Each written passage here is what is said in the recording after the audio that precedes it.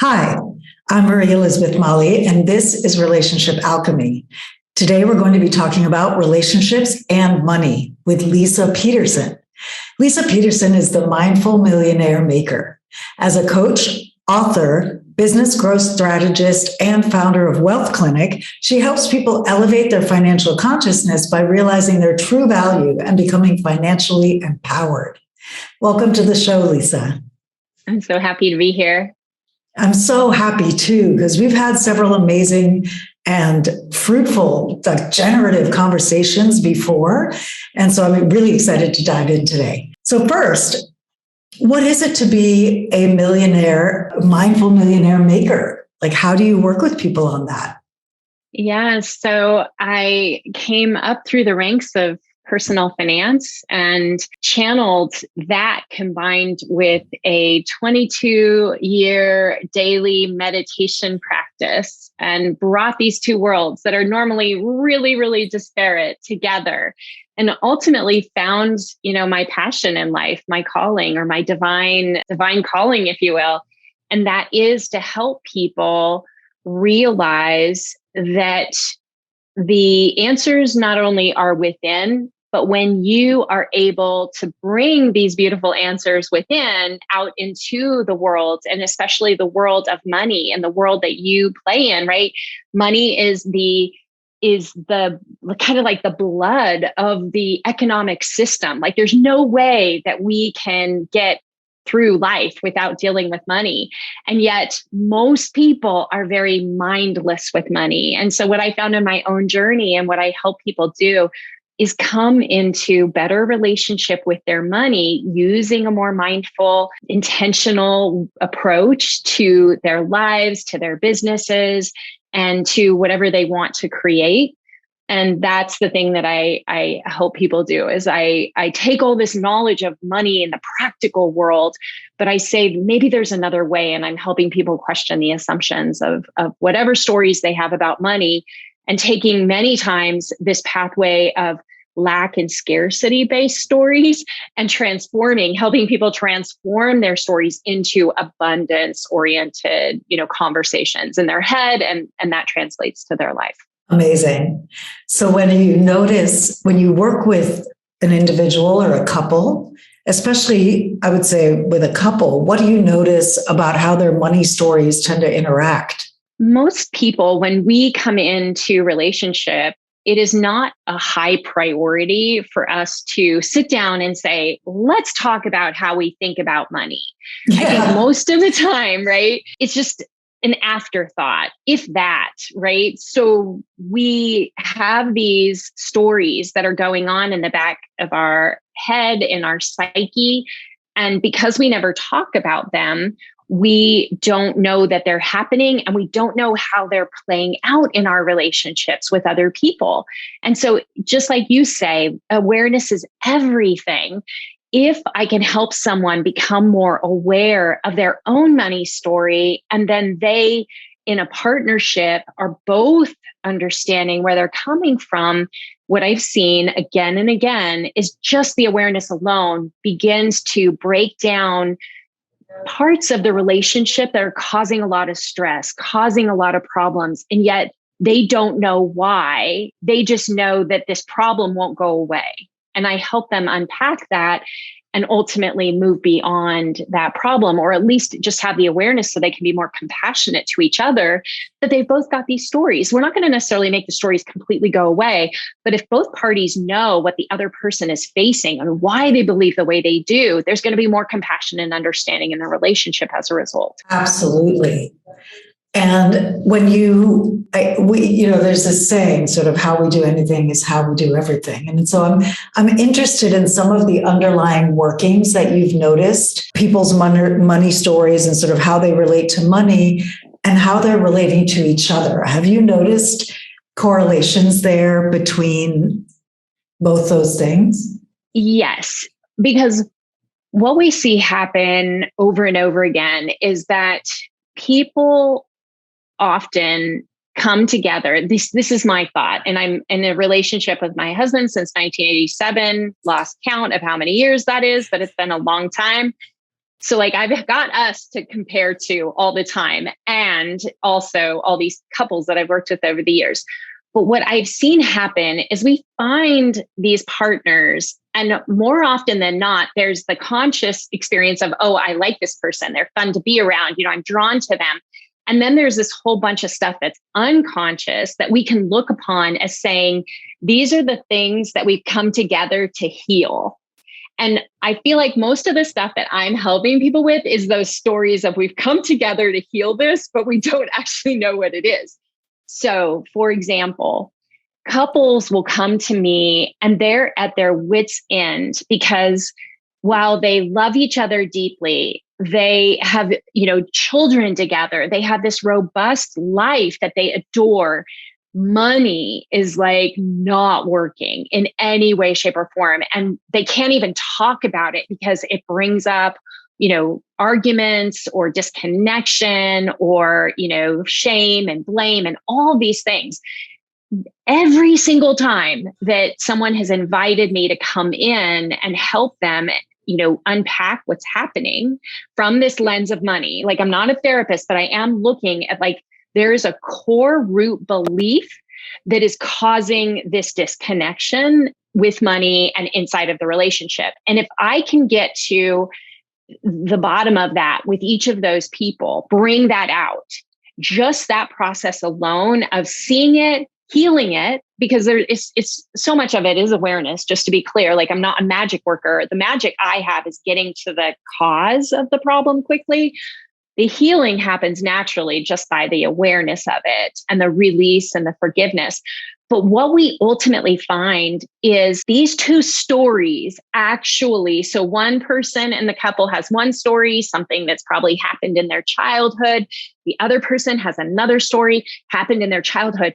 But those stories actually create fire inside of the relate. Like, you can see why, like, they're playing off of their worst fears inside of the experiences with money. And it's crazy. Like, I wouldn't have believed this had I not seen it so many times. But once we see it, all of a sudden we can come back together, because those sessions are typically done separately, but we come back together and we're like, what happens inside of a relationship when you understand where and why they believe what they do? Like, so once that happens, now there's not the blame and the shame about the money. It's more of, oh, compassion, understanding. How are we going to help each other? How can we be more compassionate? Whereas before there was absolutely no compassion. And so it's probably very similar to the work you do. It's just something about scarcity is so poignant in people's lives. And I see it playing out. Like, we select our partners to heal this stuff. And once it's healed, it starts to change the dynamic. And now we can go out and we can start planning, and we can talk about money, and we can bring it into a regular conversation without it instantly turning into a fight, because we understand where the other person is coming from, and they do for us as well. It's so beautifully said. And I do see something very similar in terms of the patterns of how we interact and money, how we spend money or how we save money is, and how we think about money and understand money is one of those patterns. And it's so beautiful. I want to reflect back sort of what it made me think of is so how, when you talked about how the two patterns, tend to intersect, how often a more spendy person will attract a more saving partner, right? Or somebody who's a little tighter with money will attract someone who's a bit looser with it. And so there's that tension that arises because your modes are different. And is this something you notice too? Totally. Like, one of my clients, she had a mother who would deprive, and I write about this in the book, would deprive her and her brother of like fresh food, fresh fruit, like anything. And I see this a lot. Like, so you grow up in deprivation because she thought, my mom's trying to save money. We aren't worth spending money on these things. Even though I want these things, I'm not worth it. And so that person grows up and has a hard time saving money, because when she's saving money, she feels like she's being her mom and she's depriving herself of the things that are happening. So she won't save. And then you get, the partner who has the complete opposite thing happening, where everything was given to him as a sign of love and appreciation. And neither, in moderation, anything can be done and, with a good spirit. But like when you get extremes, all of a sudden, you've got two people thinking, we love each other so much. Why does this not make any sense? And until it gets brought to the surface that this person is incapable of saving money and wants to spend all the time. And then she's kind of acting like the mom for Mr., and exactly. you gotta unpack it, because now you see that they're not able to save money. It's all about love and like instant gratification. But by bringing it out and realizing that that wasn't a story that needs to be lived over and over again, this one person in particular that I write about, like she went from having no savings to multi-millionaire in a couple years because the money was coming in. It was just going so fast out that it was all unconscious. And thank goodness, like she was brave enough to be willing to stick around with the conversation and say, there's got to be a better way, because it all starts with that. Wow, what an amazing example. And if someone were going to broach this topic or start the conversation with their spouse, where do you recommend they begin? Like, is there a good opening question or a good groundwork to be laid before the conversation that you'd recommend? Yeah, well, the first one is that you have to have some form of safety in the conversation, because if we already know it's a problem point, there's a good chance that it's not going to feel like a safe conversation for one or both people. So you're going to have to establish some guidelines of like, what does a safe conversation look like if we open this up? That would be always super important. And I think that's why people do maybe go to a therapist or go to somebody, because they have trouble establishing that. But once you know it's a safe conversation and everyone's curious what's going on, you could start with conversations around, what does money mean to you? What makes you feel really good when we have more money? What happens to you? What do you get worried about when we don't have enough money? And listen deeply to one another about what's happening for you inside of this experience with money. And, anything goes, but that's the idea. We're just trying to better understand without judging in a situation.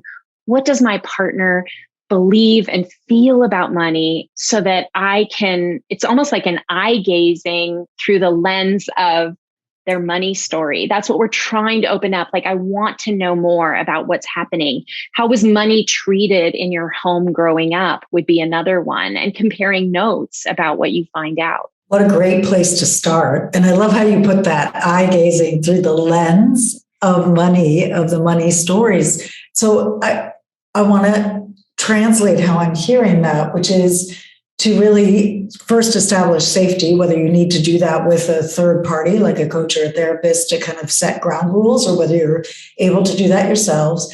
And then that fabulous list of questions you asked, and it feels like the underlying orientation is really curiosity and understanding one. So at this point, it's not about fixing anything. It's not about changing anything about how you do stuff. It's the first sort of fact-finding mission of like, how was money treated when you were growing up? What happens when we have more money? What happens for you? What happens when we have less money for you? What goes on there? Those are such great places to start. And would you say a bit about your book? Because I think that's also a great place for people to start with their own practice with themselves. So would you talk a bit about that? Yeah. So this reminds me, when the book came out, I started getting emails from couples who are actually reading the book together and using it as that place of finding common ground. Like they had something neutral that they could talk about. Like, what did you think about that situation that she's presenting? Or what do you think about money beliefs? Do you agree with what she's saying or do you disagree? And why? What are your beliefs about money? This is what's coming up for me. So the book is written. I spent 5 years writing this book. And one of my top goals was that I didn't want it to be about me and my experience as much as I wanted it to be about the reader's experience, which was hard to do because I'm not like a professional writer, but I knew what I wanted from reading books where you get into the book and you're like, well, I'm learning all about them. I was like, that's not what I want. I want them to learn about themselves. And I think I accomplished that objective because I think what it is it becomes a meditation as you read it of going into ultimately, what is this relationship I've created with money? How is it affecting my life? How do I think about my partner? What legacy do I want to leave for my children if I have them? That was what was coming up in the feedback that I got from people is they're asking these questions and they're changing the conversations that they're having with themselves as a result of the book, and also how they talk about money in their home with their partner and with their children, and maybe even parents, like kids giving the book to a parent or a parent giving a book to a child. And it's like parents saying, I'm so sorry. Like, here, start over. I love that. Oops, I see a bunch of stuff I put into you. Let's start again. So, and the title is The Mindful Millionaire, right? That's the mindful. Thank you. Yeah. And so I would love to unpack a bit more because I love how you put mindfulness in. And the way I approach relationships is also with a lot of mindfulness. I really, awareness, as we both said, awareness is really the beginning of change. If you don't see it, you can't change it, right? So learning to have enough spaciousness to be able to see beyond our initial reaction, or to be able to see an underlying dynamic and get curious enough to actually want to explore it, as opposed to just clobber your partner with your newfound wisdom, but to actually stay, be on the same team and deepen and open your awareness, whether it's around money or whether it's around some pattern, other communication pattern in your relationship, whether it's some way that the sex needs to be, improved, some way, whatever the thing is that you want to change together. Would you speak a bit about this intersection of mindfulness with money? Because it's not something I always hear people talk about, and it's so key. Yeah. And it's funny because I feel like it's a journey. I continue to learn more about this on a regular basis, but I think it's helpful to go back to the beginning. I began my meditation practice in 1999 after a family tragedy that forced me to kind of figure out how to take better care of myself. And then I was already a financial professional and going through my career, helping people with their money. I started to notice, and most of the people I worked with were couples, right? So all my research started in coming together with couples and trying to help them get through. Early on in the 90s, I was helping people with insurance claims and the problems that had happened in their house. And then I ended up going into mortgage banking and helping people buy homes. And then I ultimately became a financial advisor. Every single situation, I would see patterns coming out in when I tried to work with these couples. And, sometimes these couples would come in and I was just blown away at how what I now would call healed they were in their relationship with money. And the money flowed in their lives and they didn't fight about it and they were supportive of each other. And it just seemed to go. And many times these were very wealthy people because money kind of did what it needed to do. They were so in harmony with it. It showed up when they wanted it. It was fascinating. And then I saw all these other people who would fight about it and be disrespectful and not listen to one another. And you could feel the tension. And then they'd blame each other when things didn't work out well. And I was like, hating to admit it, but that was what I had been trained from my parents, and that was how I lived. And I was embarrassed, and I was like, I need to get to the bottom of this. Like, something is different here. How can I learn more? And so the mindfulness, I was meditating for all these years, but I kept that completely separate from my career until I got completely frustrated one day. I had a couple come in, and he was maybe a misogynist. Like, I didn't even know what that was. And it was just brutal, the dynamic of the woman not being able to, say anything. And it was just crazy. And I thought, I can't take this anymore. This has been happening for 20 years and I don't have a solution, and I don't know anywhere that I can help these people. And I went to my clients who were receptive, and I said, would you just tell me about your relationship with money? It was just the funniest thing. And come have coffee with me and just talk to me. And those conversations turned into life-changing conversations that every single person I met with went on to make a huge change in their life, whether it be like, some people got divorced. I hate to say that, because they were like, whoop, this isn't going to work. This isn't going to work. Hey, clarity is better than not. Yeah. Yeah.